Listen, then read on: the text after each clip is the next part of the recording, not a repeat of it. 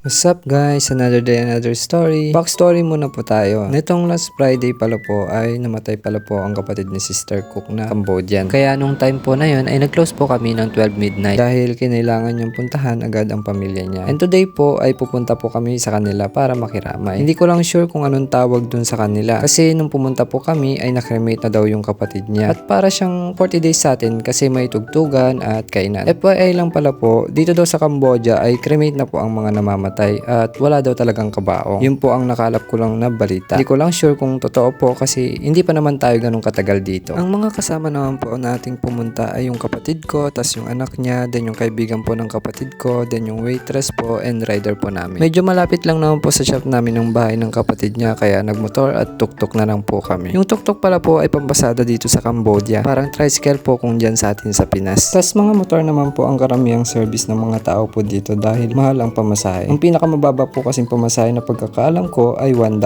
At nakarating na din po kami sa place nila sister. Ayan pala po si Sister Orig na cook po namin sa mga di po nakakaalam. Yang nakakulay green po na pambaba. Kung nakikita nyo po halos nakaputi po ang lahat ng bisita nila. Nung mga time na to ay nakangiti na si Sister Orig. Pero nung mga naunang araw niya ay grabe ang iyak niya. Kaya talagang nalungkot din kami para sa pamilya niya. At ayun na nga, pumasok na kami at pinaupo na kami ni Sister sa isang table para pakainin daw. Sensya na guys, nauutal-utal tayo. Ang hirap kasi talaga mag-voice over.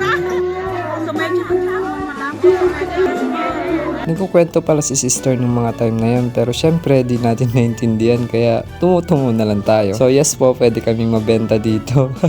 Pero joke lang po dahil sobrang bait po niyang si Sister Orig. Ito naman po ang inihanda ni Sister na pagkain para sa atin. Ito pala po ang suman sa kanila. Halos magkaparehas lang naman po ang suman nila sa atin po. Itong hawak ko po na to, yung pinaka nagustuhan ko kasi di siya masyadong matamis. O diba may pa-taste test. Malay mo food vlogger na din tayo soon. Ito naman po ang mga ibang inihanda ni Sister para sa atin. May lugaw, suman, toge, at maya-maya po ay may chicken curry po. Ano yung bobo bang? Bobo? Bobo. Bobo daw. Yung bobo pala po ang tawag nila sa lugaw. Kaya syempre, Pinoy tayo. Kaya kailangan dapat may entry lagi.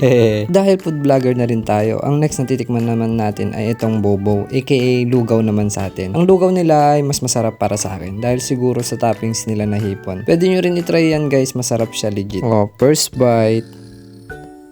Sarap, 'di ba? Sabi sa inyo masarap talaga eh. Dito naman po sa toge, wala namang special kundi hinahalo lang po talaga nila ito sa lugaw. Kaya syempre, susubukan din natin 'yan. Ayan, mekos-mekos na natin 'yan pinsan.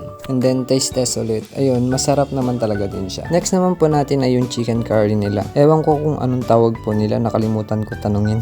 Pero tinawag ko na lang siyang chicken curry kasi chicken din po siya and kakulay din naman siya ng chicken curry natin. Pero ibang lasa po niya, matapang yung aromatics na gamit nila. Di ko ma-explain kasi wala akong idea kung paano ba.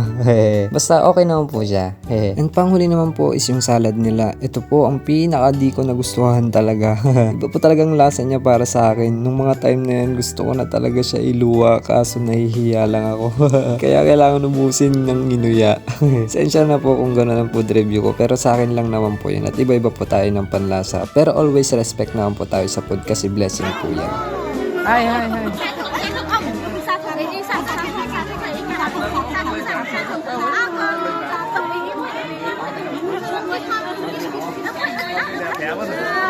Ayan naman po pala ang apo ni Sister Orig. Napaka-cute naman talaga ng batang yan. Kaya natuwa talaga kami dahil napaka-bibo niya. Ang word naman po na akon ay salamat. Akon tiyaran ay maraming salamat naman po. Tapos na rin po tayong kumain. Tayo po ay nagpaalam na po sa kanila dahil kailangan na din po tayo sa shop. Siyempre, di makukumpleto ang pagka-Pinoy natin kung walang takeout. Kaya batik, meron tayong sumo na takeout.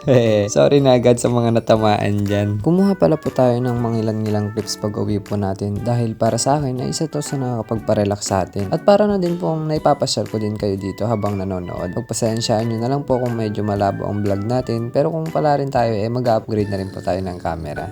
At Nung nakabalik na pala po tayo ay may mga dine-in na po. Yung dalawang couple pala po ay mga ibang lahi po na regular customer natin. Yung babae po ay si Miss Honey, isang Vietnamese, at yung lalaki naman po ay Korean at hindi ko po alam ang pangalan. Ito naman po ang kabilang table. Sila po ay regular din po natin. Nung lumipas po ng mga ilang oras ay dumating din po ang dalawang regular natin na customer na sina Miss Mashikat at my friend Marky. Akala ko bokya tayo ngayong gabi. Pero buti na lang lagi lang tayong think positive. Salamat po sa Diyos at nairaos na naman natin ng isang araw na pagsubok. Hanggang sa muli guys, see you all sa next vlog. Thank you!